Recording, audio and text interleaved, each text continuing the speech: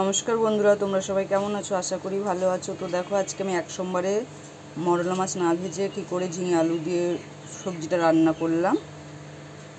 এই দেখো বন্ধুরা, মরলা মাছ আর চিংড়ি মাছগুলো ভালো করে বেছে ধুয়ে নিয়েছি। আর এখানে ঝিঙে আলু আর কাঁচা লঙ্কা কেটে নিয়েছি। ঝিঙে আলু আর মাছগুলো একসাথে মেখে নেবো। একটা টমেটো কদ্দুকাস করে দেবো এর মধ্যে। টমেটোটা কদ্দুকাস করে দিচ্ছি। আর এর মধ্যে নুন দিয়ে দেবো, হলুদ গুঁড়ো, অল্প একটু লঙ্কার গুঁড়ো। এবার মেখে নেবো ভালো করে। তো এই দেখো বন্ধুরা, মাখা হয়ে গেছে। কড়াই গরম করতে বসিয়ে দিয়েছি। কড়াই পরিমাণ মতো তেল দিয়ে দেবো। তেলটা গরম হয়ে গেছে। তেলে এবার কালো জিরে ফোড়ন দিয়ে দিলাম। এবার মাছ আর সবজিগুলো তেলে ঢেলে দেবো। এবার আস্তে আস্তে হালকা হালকা হাতে নেড়ে দিতে হবে।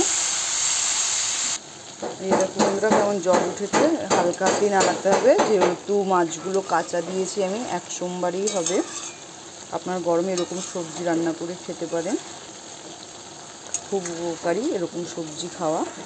ছোটো মাছ খাওয়াতে এমনিতেই ভালো, মশলা ছাড়া এরকম সবজি খেয়ে দেখবেন, খুবই ভালো লাগবে।